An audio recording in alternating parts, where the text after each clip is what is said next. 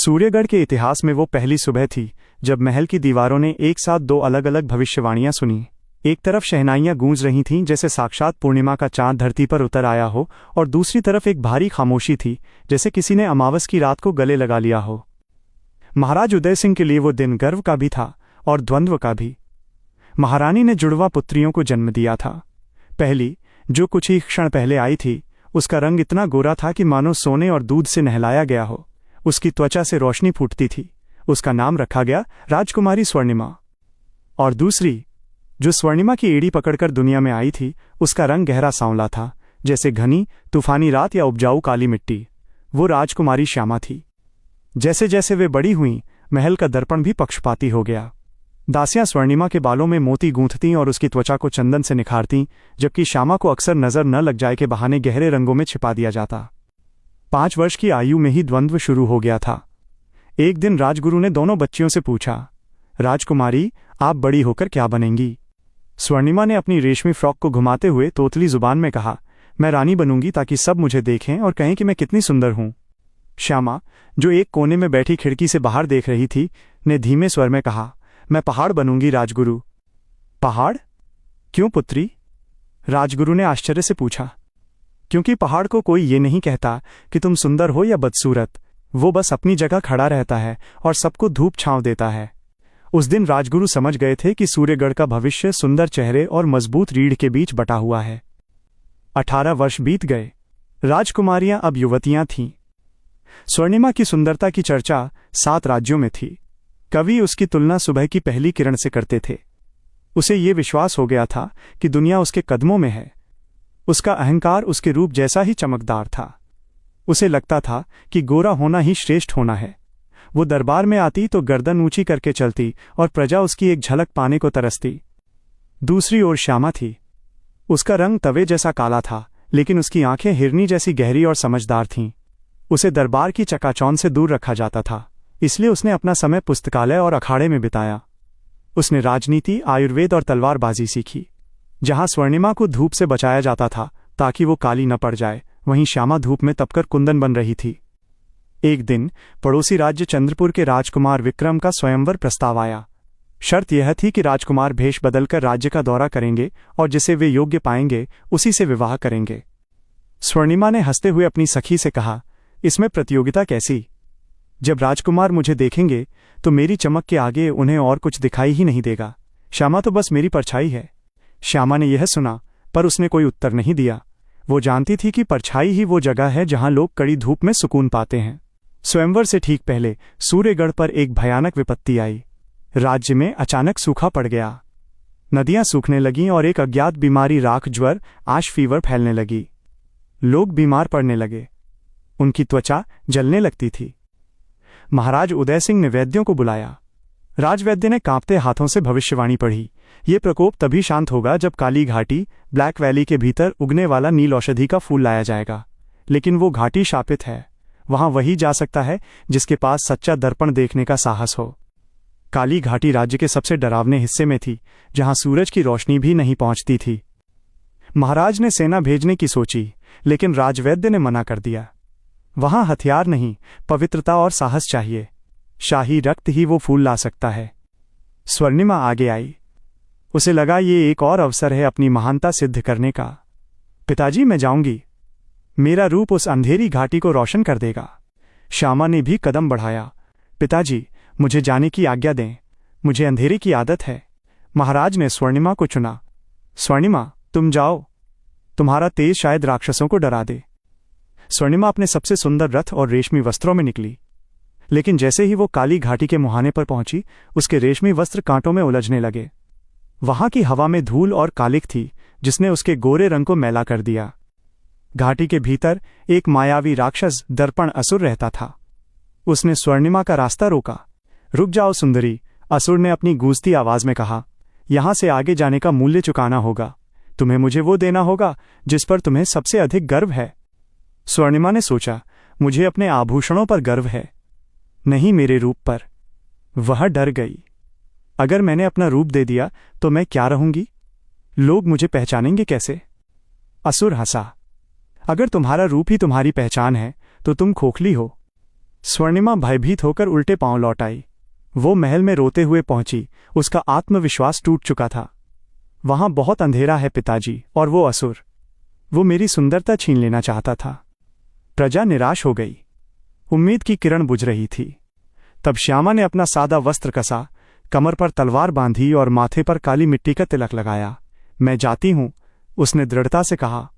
स्वर्णिमा ने ताना मारा, जहां मेरा रूप काम नहीं आया, वहां तुम्हारा काला रंग क्या करेगा? श्यामा ने मुस्कुराकर कहा, दीदी, अंधेरे में रोशनी की नहीं, दृष्टि, विजन की जरूरत होती है। श्यामा काली घाटी में प्रवेश कर गई। कांटे उसके कपड़ों में चुभे, पर उसे दर्द की परवाह नहीं थी। वो उस अंधेरे में भी रास्ता देख पा रही थी, क्योंकि उसने कभी उजाले पर निर्भर रहना सीखा ही नहीं था। दर्पण असुर फिर प्रकट हुआ। रुक जाओ काली लड़की, आगे जाने का मूल्य चुकाना होगा। वो दे दो जिस पर तुम्हें सबसे अधिक गर्व है। श्यामा ने बिना पलक झपकाए अपनी तलवार नीचे रख दी। मुझे अपनी विद्या और शक्ति पर गर्व है, लेकिन मेरे राज्य के लोगों की जान से बढ़कर कुछ नहीं। अगर तुम्हें मेरा ज्ञान चाहिए तो ले लो, मैं फिर से सीख लूंगी। अगर मेरा साहस चाहिए तो ले लो, मैं फिर से जुटा लूंगी। असुर ने उसकी आंखों में देखा। वहां कोई डर नहीं था, कोई मैं नहीं था, सिर्फ हम था। असुर का रूप बदला। वह एक राक्षस नहीं, बल्कि एक दिव्य ऋषि थे जो परीक्षा ले रहे थे। पुत्री, जिसने अपने अहंकार को त्याग दिया, वही सच्चा शासक है। तुम्हारा रंग काला है, पर तुम्हारी आत्मा सूर्य से भी अधिक तेजस्वी है। ऋषि ने उसे नील औषधि दी और एक विशेष दर्पण भी दिया। यह सत्य दर्पण है, इसे अपने दरबार में ले जाना। श्यामा जब लौटी तो उसने सबसे पहले औषधि से बीमारों का इलाज किया। रातों रात राज्य में खुशहाली लौटने लगी। महाराज उदय सिंह का सर शर्म से झुक गया। उन्होंने हमेशा अपनी गोरी बेटी को ही अपना मान समझा था। अगली सुबह दरबार लगा। राजकुमार विक्रम भी वहां मौजूद थे, जो भेष बदलकर सब देख रहे थे। श्यामा ने वो सत्य दर्पण दरबार के बीच रखा। ऋषि का वरदान था कि इस दर्पण में चेहरा नहीं, बल्कि व्यक्ति का चरित्र दिखाई देगा। स्वर्णिमा, जो अब तक अपनी हार से जल रही थी, दर्पण के सामने गई। उसे लगा कि दर्पण उसकी बाहरी सुंदरता दिखाएगा, लेकिन जैसे ही उसने देखा, वो चीख पड़ी। दर्पण में एक मुरझाया हुआ, काला और कुरूप चेहरा था, जो उसके अहंकार और ईर्ष्या का प्रतीक था। फिर महाराज ने श्यामा को दर्पण के सामने खड़ा किया। श्यामा का सांवला चेहरा दर्पण में नहीं दिखा। उसके स्थान पर एक दिव्य सुनहरी रोशनी दिखाई दी, जो इतनी तीव्र थी कि सबकी आंखें चौंधिया गईं। वो उसके त्याग, प्रेम और साहस की रोशनी थी। पूरा दरबार स्तब्ध था। रंग का भ्रम टूट चुका था। राजकुमार विक्रम अपने असली रूप में आए। उन्होंने महाराज से कहा, महाराज, मैंने सुना था कि सूर्यगढ़ में 2 राजकुमारियां हैं, एक जो देखने में दिन जैसी है और दूसरी जो रात जैसी। पर आज मैंने देखा कि असली रोशनी कौन है। जो धूप में तपे बिना दूसरों को छाया दे, वही असली रानी बनने योग्य है। विक्रम ने श्यामा के सामने विवाह का प्रस्ताव रखा। स्वर्णिमा अपने कक्ष में कई दिनों तक बंद रही। उसका अहंकार चकनाचूर हो चुका था, लेकिन श्यामा ने उसे अकेला नहीं छोड़ा। वह उसके पास गई। दीदी, श्यामा ने कहा, दर्पण ने जो दिखाया वो बदला जा सकता है। बाहरी रूप ईश्वर देता है, पर भीतरी रूप हम खुद बनाते हैं। तुम अब भी सुंदर हो सकती हो, अगर तुम दूसरों के लिए जीना सीख लो। स्वर्णिमा रो पड़ी और अपनी छोटी बहन के गले लग गई। उस दिन गोरी राजकुमारी ने काली राजकुमारी से जीवन का सबसे बड़ा पाठ सीखा। दोनों ने मिलकर राज्य संभाला। स्वर्णिमा ने कूटनीति और कला को संभाला, जहां उसने विनम्रता सीखी, और श्यामा ने न्याय और रक्षा का भार उठाया। सूर्यगढ़ के लोग अब कहते थे, हमारे पास 2 रानियां हैं, एक जो हमें कला का सौंदर्य देती है और दूसरी जो हमें सुरक्षा की शक्ति देती है। रंग केवल चमड़ी का होता है, कर्म का नहीं। सूर्यगढ़ के महलों में अब पहले जैसा शोर नहीं था। वो शोर जो कभी स्वर्णिमा के आभूषणों की खनक और उसकी झूठी प्रशंसाओं से गूंजता था, अब शांत हो चुका था। राजकुमारी स्वर्णिमा बदल गई थी। वो अब रेशमी वस्त्रों के बजाय सूती साड़ियां पहनती थीं। उसने अपने कक्ष के सभी दर्पण हटवा दिए थे। उसे अब अपना चेहरा देखने से डर लगता था, और नहीं, इसलिए नहीं कि वो सुंदर नहीं थी, बल्कि इसलिए कि उसे उस चेहरे के पीछे छिपी वो कुरूपता याद आती थी जो सत्य दर्पण ने दिखाई थी। वो प्रजा के बीच जाने की कोशिश करती, लेकिन लोग अब भी उसे संदेह की नजरों से देखते। ये वही राजकुमारी है जिसने हमें सूखे में मरने के लिए छोड़ दिया था, एक बूढ़ी महिला ने फुसफुसाते हुए कहा, जब स्वर्णिमा एक प्याऊ वाटर बूथ पर जल सेवा कर रही थी। हाँ, अब ये सेवा का नाटक कर रही है ताकि फिर से रानी बनने का सपना देख सके। दूसरे ने ताना मारा। स्वर्णिमा के कानों में ये शब्द पिघले हुए शीशे की तरह पड़ते। लेकिन वो चुपचाप अपना काम करती रहती। श्यामा, जो अब अनाधिकारिक रूप से राज्य का कार्यभार संभाल रही थी, ये सब देखती थी। एक रात श्यामा स्वर्णिमा के कक्ष में गई। दीदी, श्यामा ने कहा, लोगों का विश्वास जीतने में समय लगता है। जैसे पेड़ को बड़ा होने में वक्त लगता है, वैसे ही सम्मान को उगने में भी। स्वर्णिमा ने नम आंखों से देखा। श्यामा, मुझे सम्मान नहीं चाहिए, मुझे बस अपनी आत्मा का बोझ हल्का करना है। मुझे डर है कि मेरे अंदर का अहंकार अभी भी कहीं जीवित है। तभी एक प्रहरी ने कक्ष में प्रवेश किया।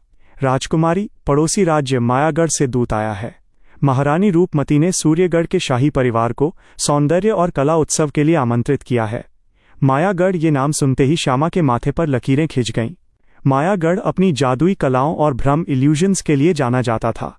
वहां की रानी रूपमती के बारे में कहा जाता था कि वो दुनिया की सबसे सुंदर स्त्री है, लेकिन उसका दिल पत्थर का। महाराज उदय सिंह ने निमंत्रण स्वीकार करने का निर्णय लिया। वे चाहते थे कि सूर्यगढ़ के संबंध पड़ोसी राज्यों से सुधरें। राजकुमार विक्रम, श्यामा के मंगेतर को कुछ संदेह था, लेकिन उन्होंने श्यामा का साथ नहीं छोड़ा। स्वर्णिमा जाने से हिचकिचा रही थी। श्यामा, ये सौंदर्य उत्सव है, वहां फिर वही सब होगा, चेहरे, कपड़े, गहने। मैं वहां नहीं जाना चाहती। श्यामा ने उसका हाथ थाम लिया। तुम्हें जाना होगा दीदी, मुझे कूटनीति, डिप्लोमेसी नहीं आती, मुझे सिर्फ तलवार चलानी आती है। वहां शब्दों के युद्ध होंगे और उसमें मुझे तुम्हारी जरूरत पड़ेगी। सूर्यगढ़ का काफिला मायागढ़ पहुंचा। वह शहर वास्तव में अद्भुत था। हर दीवार शीशे की बनी थी, हवा में इत्र की खुशबू थी, लेकिन वहां कुछ अजीब था। वहां के लोग, वे खुश नहीं लग रहे थे। वे सब सुंदर थे, बेदाग थे, लेकिन उनकी आंखों में जीवन नहीं था। वे मूर्तियों की तरह चल रहे थे। महारानी रूपमती ने उनका स्वागत किया। रूपमती की सुंदरता अलौकिक थी, लेकिन उसकी मुस्कान में एक ठंडक थी। उसकी नजरें श्यामा पर नहीं, बल्कि स्वर्णिमा पर टिकी थीं। तो ये है सूर्यगढ़ की प्रसिद्ध स्वर्णिमा, रूपमती ने व्यंग्य किया। सुना है तुमने अपनी सुंदरता को त्याग दिया है? क्या अफसोस की बात है। एक हीरा अगर कीचड़ में गिर जाए तो उसे धो लेना चाहिए, फेंकना नहीं चाहिए। स्वर्णिमा ने शांत स्वर में उत्तर दिया। महारानी, हीरा अगर दूसरों को काटने लगे तो उसका कांच बन जाना ही बेहतर है। रूपमती की आंखों में चिंगारी उठी। उसे उम्मीद नहीं थी कि स्वर्णिमा इतना सटीक जवाब देगी। उस रात भोज डिनर के दौरान रूपमती ने अपना जाल बिछाया। उसने श्यामा को एक विशेष पेय, ड्रिंक पेश किया। राजकुमारी श्यामा, रूपमती बोली, ये अमृत रस है, इसे पीने से थकान दूर होती है। विक्रम ने श्यामा को रोकने का संकेत किया, लेकिन कूटनीति के कारण श्यामा मना न कर सकी। उसने घूंट भर लिया। कुछ ही क्षणों में श्यामा को चक्कर आने लगा। उसकी आंखों के आगे अंधेरा छा गया और फिर सन्नाटा। जब श्यामा की आंख खुली तो वो किसी महल में नहीं, बल्कि एक शीश महल ग्लास प्रिज्म के तहखाने में थी। उसके सामने रूपमती खड़ी थी। तुम्हें क्या लगा श्यामा? रूपमती हंसी। कि तुम अपनी तलवार से मुझे हरा दोगी? मायागढ़ में तलवारें नहीं, नजरिया, परसेप्शन हथियार होता है। तुमने मुझे क्यों कैद किया? श्यामा ने दहाड़ा, जंजीरों को खींचते हुए। क्योंकि तुम एक खतरा हो, रूपमती ने कहा। तुमने दुनिया को एक नई कहानी सुनाई है कि काला रंग सुंदर है, कि गुण रूप से बड़े हैं। ये कहानी मेरे अस्तित्व के लिए खतरा है। मेरा राज्य सुंदरता के व्यापार पर चलता है। अगर लोग ये समझने लगेंगे कि शक्ल मायने नहीं रखती, तो मेरा सौंदर्य बाजार कैसे चलेगा? मुझे तुम्हें मिटाना होगा, ताकि दुनिया फिर से केवल बाहरी चमक की गुलाम बन जाए। रूपमती ने एक और खुलासा किया। और तुम्हारी बहन? वो तो मेरे हाथ की कठपुतली है। उसके अंदर अभी भी वो पुरानी स्वर्णिमा छिपी है, जिसे अपनी तारीफ पसंद है। मैं उसे तोड़ूंगी नहीं, मैं उसे खरीद लूंगी। उधर महल में विक्रम और स्वर्णिमा परेशान थे। श्यामा गायब थी। सेवकों ने कहा कि श्यामा अचानक बीमार पड़ गई और उसे एकांतवास में रखा गया है। विक्रम ने तलवार निकाल ली। ये झूठ है, मैं अभी जाकर देखता हूं। लेकिन मायागढ़ के सैनिकों ने उन्हें घेर लिया। ये एक खुला युद्ध नहीं था, ये एक बंधक स्थिति थी। रूपमती स्वर्णिमा के पास आई।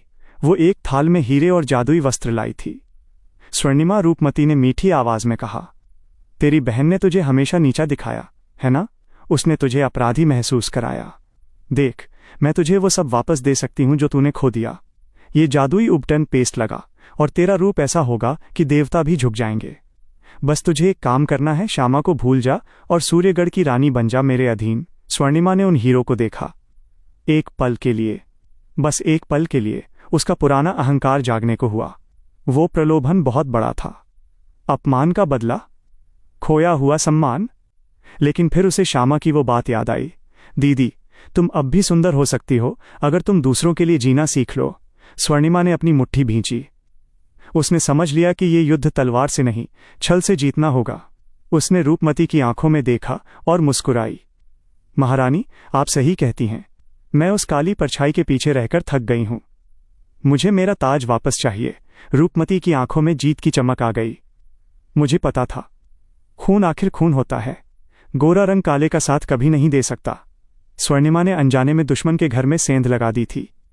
उसने अपने अहंकार का नाटक शुरू किया। अगले 2 दिन तक स्वर्णिमा ने वही किया जो वो सबसे अच्छा करती थी, एक बिगड़ी हुई राजकुमारी का नाटक। उसने रूपमती के साथ समय बिताया, अपनी सुंदरता की बातें की और श्यामा की बुराई की। विक्रम, जो कैद में था, उसे ये खबर मिली तो वो टूट गया। क्या स्वर्णिमा ने फिर धोखा दिया? लेकिन स्वर्णिमा की नजरें कुछ और ही ढूंढ रही थीं। वो महल के नक्शे, पहरेदारों की समय सारणी और सबसे महत्वपूर्ण उस तहखाने की चाबी तलाश रही थी जहां भ्रम रचा जाता था। उसने रूपमती की एक दासी से दोस्ती की। तुम्हारी रानी बहुत सुंदर हैं, स्वर्णिमा ने दासी के बाल संवारते हुए कहा। लेकिन क्या वो कभी सोती नहीं? दासी ने फुसफुसाते हुए कहा, रानी जी की सुंदरता एक श्राप है।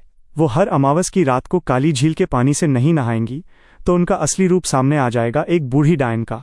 स्वर्णिमा को सुराग मिल गया था। रूपमती की शक्ति उसका भ्रम थी। अमावस की रात आ गई, उत्सव का मुख्य दिन। स्वर्णिमा ने रूपमती से कहा, रानी जी, आज मैं आपके साथ मंच पर चलूंगी। मैं चाहती हूं कि पूरी दुनिया देखे कि असली सुंदरता क्या है। जब पूरा दरबार सजा था, स्वर्णिमा ने चुपके से विक्रम को एक गुप्त संदेश भिजवाया जो उसने भोजन की थाली में छुपाया था। जब मैं इशारा करूं तो बड़ा दर्पण तोड़ देना। विक्रम समझ गया। स्वर्णिमा धोखा नहीं दे रही थी, वो खेल खेल रही थी। दरबार में रूपमती और स्वर्णिमा सिंहासन पर बैठी थीं। श्यामा को जंजीरों में जकड़कर लाया गया ताकि उसका सार्वजनिक अपमान किया जा सके।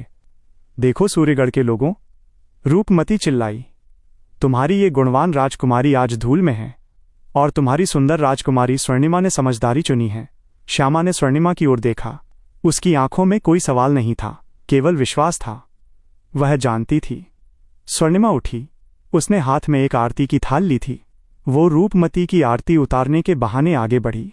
महारानी, स्वर्णिमा ने ऊंची आवाज में कहा, आपकी सुंदरता वास्तव में अद्भुत है, लेकिन हमारे यहाँ कहा जाता है कि सुंदरता की असली परख सच्ची आग में होती है। स्वर्णिमा ने अचानक थाल में जलता हुआ कपूर रूपमती के सामने लगे विशाल जादुई पर्दे पर फेंक दिया।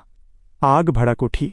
उसी क्षण विक्रम ने अपनी बेड़ियां तोड़ी जिन्हें उन्होंने पहले ही ढीला कर लिया था, और दरबार के बीच लगे विशाल क्रिस्टल को तोड़ दिया जो भ्रम को बनाए रखता था। जैसे ही क्रिस्टल टूटा, महल का शीशा चटकने लगा और रूपमती, वो चिल्लाई। उसका चेहरा बदलने लगा। उसकी रेशमी त्वचा झुर्रियों में बदल गई, उसके बाल सफेद हो गए और उसकी आंखों से क्रूरता टपकने लगी। वो एक सुंदर रानी नहीं, बल्कि एक सदियों पुरानी जादूगरनी थी जो दूसरों की जवानी चुराकर जी रही थी। प्रजा में भगदड़ मच गई। उन्होंने देखा कि जिसे वे देवी मानते थे वो एक छलावा थी। रूपमती ने क्रोध में आकर स्वर्णिमा पर खंजर से वार किया। धोखेबाज लड़की! लेकिन खंजर स्वर्णिमा तक पहुंचने से पहले ही एक लोहे की ढाल से टकराकर गिर गया। श्यामा ने अपनी जंजीरें तोड़ दी थीं। वो स्वर्णिमा के सामने दीवार बनकर खड़ी थी। मेरी बहन को हाथ लगाने से पहले, श्यामा ने गुर्राते हुए कहा, तुझे इस काली परछाई से गुजरना होगा। अब युद्ध शुरू हुआ, लेकिन ये सेनाओं का युद्ध नहीं था। रूपमती ने अपने जादुई भ्रमों से कई दैत्य पैदा किए। श्यामा ने एक तलवार उठाई और लड़ने लगी। वो बिजली की गति से घूम रही थी। उसका काला रंग पसीने और खून से चमक रहा था, जैसे रात के आकाश में तारे। लेकिन स्वर्णिमा चुप नहीं बैठी। उसने देखा कि श्यामा अकेली पड़ रही है। स्वर्णिमा ने महल के फटे हुए पर्दों को खींचा और उन्हें रस्सियों की तरह इस्तेमाल किया। उसने अपनी बुद्धिमानी का प्रयोग किया। श्यामा, उसकी परछाई को देखो, स्वर्णिमा चिल्लाई। असली रूपमती वो नहीं है जो खड़ी है, वो है जो दर्पण में दिख रही है। स्वर्णिमा ने सही पहचाना था। रूपमती अभी भी एक दर्पण के माध्यम से खुद को प्रोजेक्ट कर रही थी। श्यामा ने स्वर्णिमा की आंखों में देखा। दोनों बहनों के बीच बिना कुछ कहे एक संवाद हुआ। स्वर्णिमा ने एक मशाल उठाई और दर्पण की ओर दौड़ी, जिससे रूपमती का ध्यान भटका। रूपमती ने स्वर्णिमा पर जादू चलाया। नहीं, श्यामा चिल्लाई और उसने अपनी तलवार पूरी ताकत से फेंक दी। तलवार हवा को चीरती हुई सीधे उस जादुई दर्पण के बीचों बीच जा लगी। छपाक! कांच के हजारों टुकड़े गिरे। रूपमती का जादू टूट गया। वो जमीन पर गिर पड़ी, एक साधारण कमजोर वृद्धा के रूप में। उसकी शक्ति जो केवल झूठ पर टिकी थी नष्ट हो गई थी। युद्ध समाप्त हो गया। मायागढ़ की प्रजा ने राहत की सांस ली। वे सदियों से एक झूठ में जी रहे थे।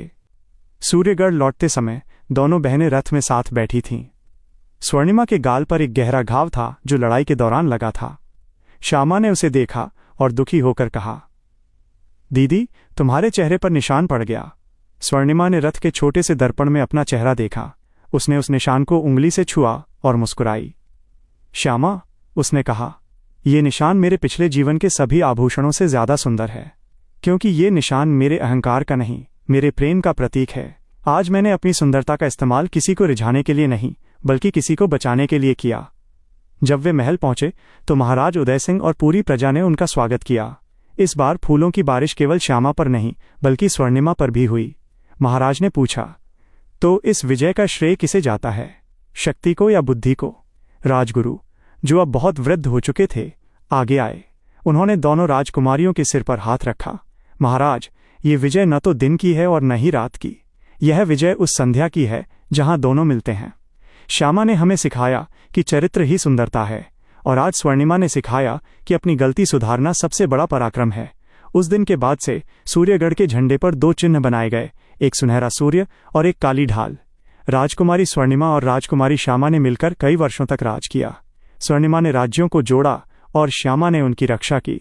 इतिहास ने उन्हें गोरी और काली राजकुमारी के रूप में नहीं बल्कि सूर्यगढ़ की दो भुजाओं के रूप में याद रखा। गलतियों का सुधार, गिरना बुरा नहीं है, लेकिन गिरकर न उठना बुरा है। स्वर्णिमा ने सिद्ध किया कि इंसान बदल सकता है और प्रायश्चित ही सबसे बड़ी शुद्धि है। एकता में बल, गुण अलग अलग हो सकते हैं, रूप और शक्ति, लेकिन जब वे एक साथ मिलते हैं तो बड़ी से बड़ी बुराई माया भी हार जाती है।